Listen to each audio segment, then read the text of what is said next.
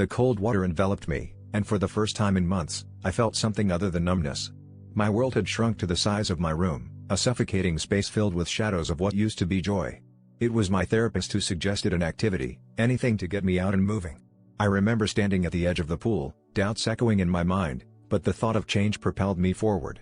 With a deep breath, I dove in, and the water welcomed me like an old friend, washing away the heaviness I carried.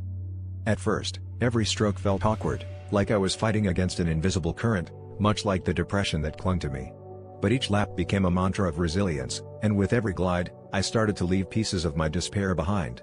The rhythm of swimming became my meditation, the bubbles my silent cheerleaders. As I learned to float, I realized that surrendering to the water taught me to trust the process, to let go of control and find peace in the present moment. There were days when the storm inside raged too hard, and I couldn't bring myself to the pool. But I learned that even on those days, the water waited patiently, ready to embrace me whenever I was ready to return. My time in the pool became a safe haven, a place where the world above ceased to exist, and I could simply be. It was in the deepest dives that I discovered my strength, emerging on the surface with a renewed sense of clarity and purpose.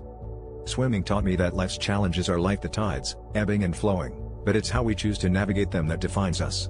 As I emerged from the water one last time, I realized that what once threatened to drown me had become the very thing that set me free. Now, I encourage others to find their own pool, their own sanctuary, where they can dive deep, face their fears, and rise to the surface stronger and more vibrant than before.